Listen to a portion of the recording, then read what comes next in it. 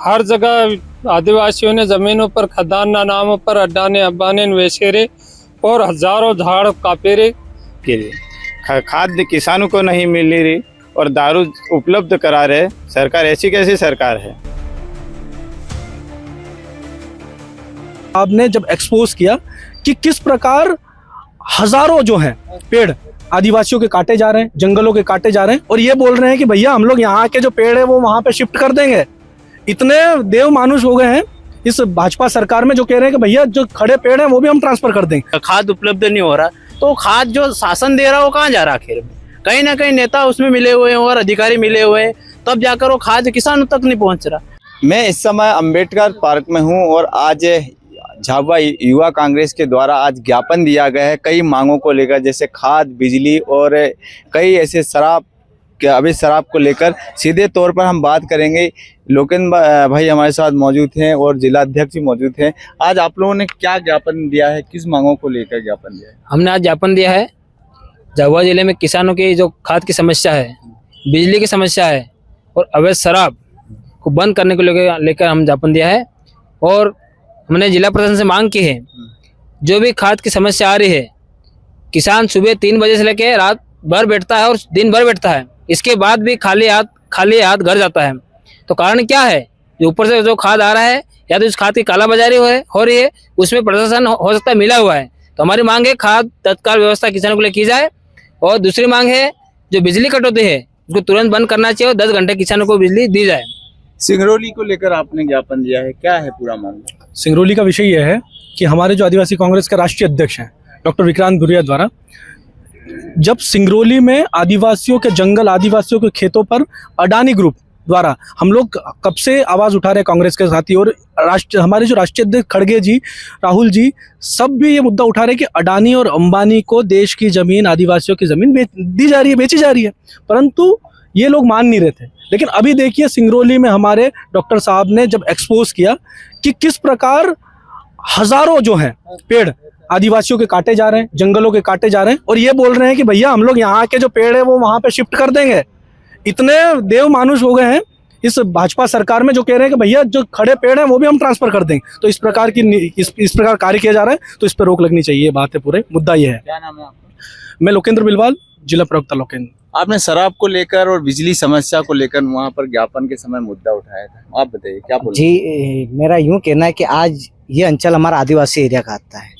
आज हमारा को इतना आरक्षण है कि हमारा व्यक्ति पढ़ लिख कर आगे बढ़ सकता है, पर ऊपर के जो चाहते क्या है कि हमारा आदिवासी आगे आए नहीं, ना उस चीज़ का यूज़ कर ही नहीं ले। कोई अलग कलेक्टर नहीं बन जाए, कोई आईपीएस नहीं बन जाए, कोई अधिकारी बन ना जाए, तो उनको किस चीज़ में उलझावा जाए, तो सबसे ज़्यादा काय में फोकस करवाते हैं, दारू में फोकस कराते हैं। आपका उस समय अचानक से गुस्सा भड़क गया था, क्या कारण है? कोई रुकावट हो ही नहीं रही है किसी चीज पे। आज अपन देख रहे हैं कि झाबुआ जिला जिस नाम से जाना जाता है, यहाँ से हमारे बड़े बड़े अधिकारी निकल के गए हैं, पर वो समय का एक दौर अलग था और अब का दौर अब अलग आ रहा है। क्यों ऐसा क्यों हो रहा है? आज मैं इसके लिए आपको धन्यवाद देता हूँ कि इस नफरत भरी दुनिया में आप प्रेम का संदेश फैला रहे हो। इतनी बड़ी मीडिया को लेकर आज आपने हमारे लिए, हमारे सभी साथियों की बात सुनी, उसके लिए मैं आपका तहे दिल से धन्यवाद करता हूँ। नीरज भाई, आप क्या बोलना चाहेंगे? देखिए, आज 3 मांगों को लेकर यूथ कांग्रेस ने आवेदन दिया है। एक प्रकार से तो कहीं ना कहीं देखा जाए कि शराब को लेकर एक प्रकार से शराब अभी हर जगह मतलब एक प्रकार से कालाबाजारी हो रही, तो उसको रोकना चाहिए। दूसरा, अपन बिजली कटौती देखते हैं अपन अभी, तो उसमें किसानों को पर्याप्त बिजली नहीं मिल रही।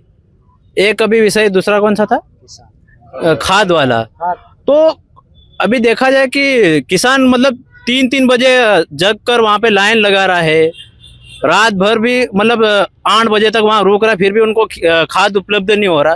तो खाद जो शासन दे रहा है वो कहाँ जा रहा आखिर में? कहीं ना कहीं नेता उसमें मिले हुए हैं और अधिकारी मिले हुए हैं, तब जाकर वो खाद किसानों तक नहीं पहुंच रहा।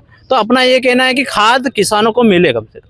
क्या लगता है, किसान जब सोता है, जब उस समय बिजली दी जाती है, तो क्या किसानों के साथ क्या अन्याय हो रहा है? बिल्कुल बिल्कुल। और जिस तरह का ये न्याय चल रहा है किसानों के साथ, उनको सोने के समय बिजली देना मतलब ये सोची समझी रणनीति है।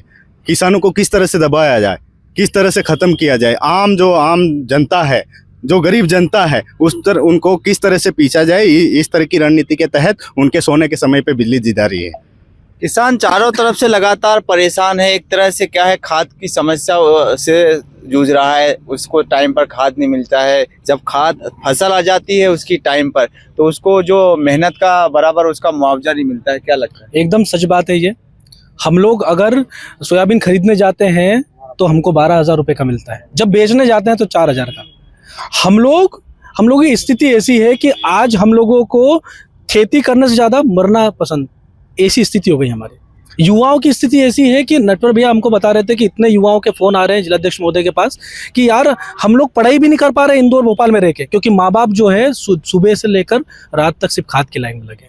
तो मुझे ऐसा लगता है कि अगर ऐसे प्रशासन के लोग और ऐसी भाजपा की सरकार और केंद्र में भाजपा की सरकार अगर किसानों को खाद मुहैया नहीं करवा सकती, अगर बिजली मुहैया नहीं करवा सकती है, तो इनको सरकार छोड़ देनी चाहिए। और हम स्पष्ट रूप से कह देना चाहते हैं कि नटवर भैया ने इस समय ही 20 पुतले बनवा लिए थे पूरे जिले भर में।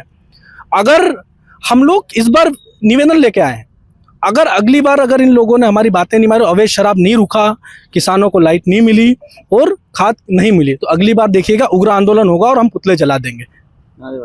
तो देखिए, आपने इन्होंने सुना, कई ऐसे जिले की समस्याएं सुनी, कई मुद्दे को लेकर आज इन्होंने ज्ञापन दिया। अगर इन्होंने कहना है कि अगर मांगे नहीं पूरी होती तो उग्र आंदोलन पर उतरेगी यूथ कांग्रेस। आपको ये खबर कैसी लगी वीडियो में कमेंट बॉक्स में जरूर बताएं, और चैनल पर आप अगर नए हैं तो चैनल को सब्सक्राइब करें, लाइक करें, ताकि हर खबर का नोटिफिकेशन आप तक पहुंचे। डीएसपी न्यूज के साथ मैं हूं दीपेश प्रजापति।